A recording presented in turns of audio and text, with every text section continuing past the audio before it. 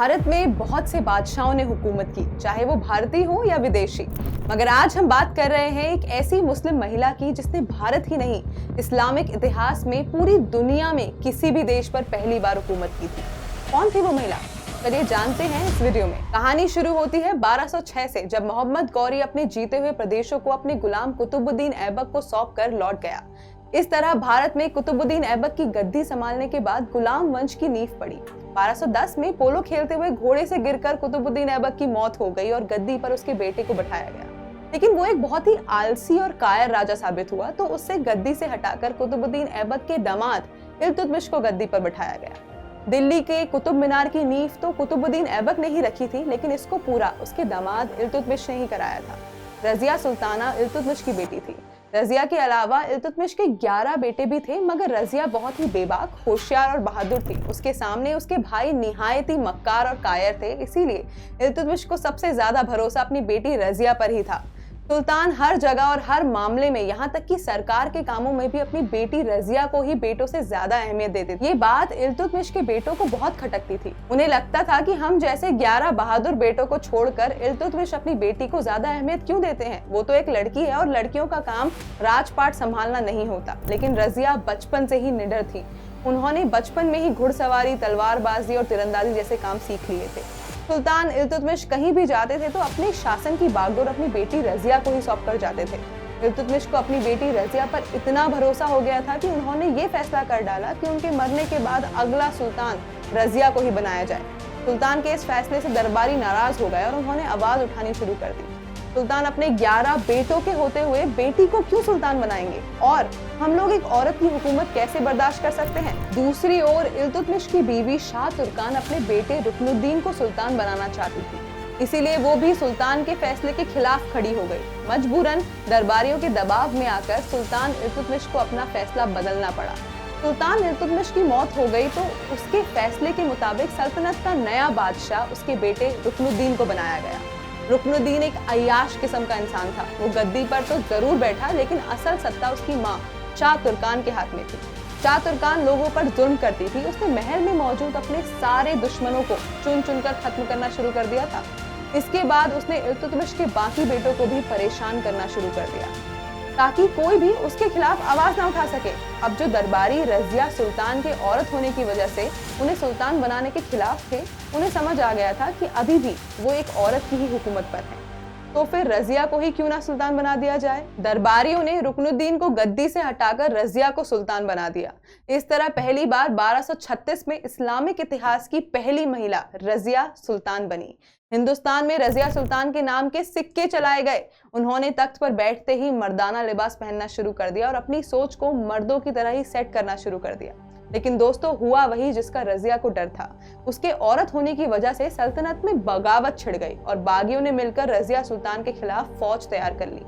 बागियों का main leader Ruknuddin का वजीर था, लेकिन रजिया सुल्तान बहादुर होने के साथ साथ होशियार भी थी।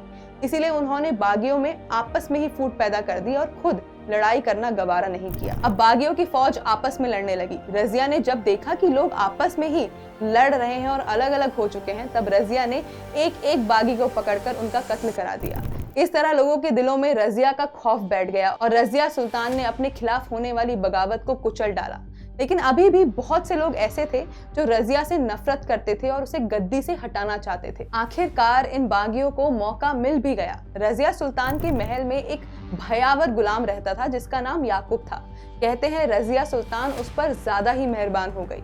पहले तो ये गुलाम महल के घोड़ों के अस्तबल का दरोगा था। अचानक रजिया ने उसे अमीर का पद दे दिया। बाद में उसे अमीरों का अमीर बना दिया। ये महल में सबसे बड़ी पोस्ट हुआ करती थी, जो महल में सिर्फ बड़े तुर्क लोगों को ही दी जाती थी। बात यहाँ तक फैलने लगी कि लोग ये कहने लगे कि रजिया सुल्तान के गुलाम से नाजायज रिश्ते हैं। इस पर रजिया सुल्तान को चाहिए था कि वो अपनी गलती सुधार करती और अपने दरबारियों से बात करती, लेकिन उसने उल्टा ही किया। यही नहीं, रजिया ने उस गुलाम को अपना खास बॉडीगार्ड बना लिया। इसके बाद वो गुलाम रजिया के साथ ही रहने लगा। रजिया सुल्तान ने सल्तनत के बड़े बड़े फैसलों में उस गुलाम की सलाह लेनी शुरू कर दी। नाराज दरबारियों ने उनके खिलाफ बगावत की एक बड़ी फौज तैयार कर ली। इन बागियों में सबसे आगे पंजाब का एक उप प्रधान था जिसका नाम अल्तुनिया था। दरअसल बात यह थी कि रजिया सुल्तान से शादी करना चाहता था अल्तुनिया, लेकिन रजिया ने शादी करने से इनकार कर दिया था। इस बात को सुनकर अल्तुनिया रजिया सुल्तान से नाराज हो गया और उस पर गंदे गंदे इल्जाम लगाने लगा। रजिया को जब इस बात की जानकारी हुई तो उसने अल्तुनिया को जवाब देने का फैसला किया और वो एक बड़ी फौज लेकर अल्तुनिया पर हमला करने निकल पड़ी। लेकिन रास्ते में ही उसके कई जनरल रजिया के खिलाफ हो गए। गुलाम याकूब का कत्ल कर डाला, रजिया को पकड़कर कैद कर लिया और भटिंडा की जेल में डाल दिया। रजिया बहुत होशियार थी। कुछ दिन कैद में रहने के बाद वो अल्तुनिया से शादी करने के लिए तैयार हो गई और शादी कर भी ली।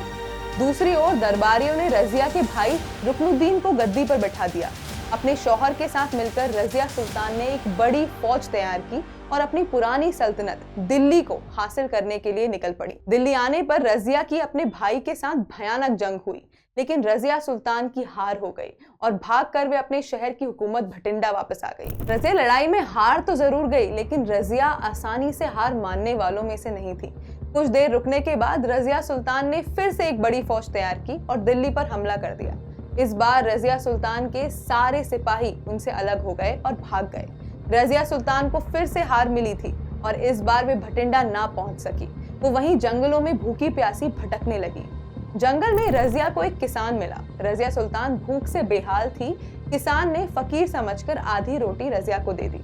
रोटी खाकर रजिया सुल्तान वहीं लेट गई और उन्हें नींद आ गई। कहते हैं रजिया सुल्तान ने खुद को छुपाने के लिए अपने शाही लिबास के ऊपर फकीरी लिबास पहन लिया था। नींद में रजिया का फकीरी लिबास खिसक गया और शाही लिबास ऊपर आ गया। किसान की नजर जब रजिया के शाही लिबास पर पड़ी तो वो हैरान रह गया। अंदर रजिया ने बहुत सारा सोना पहन रखा था। सोना देखकर किसान को लालच आ गया। उसने वहीं पर रजिया का कत्ल कर डाला और उसको वहीं दफना दिया। हालांकि बाद में वो पकड़ा गया और उसके जरिए ही रजिया की कब्र का पता चला। तो दोस्तों, ये थी रजिया सुल्तान की कहानी। आपको कैसी लगी हमें कमेंट करके अपनी राय जरूर दें। मिलते हैं अगले वीडियो में एक और रोमांचक और इतिहास की कहानी के साथ। तब तक के लिए अलविदा।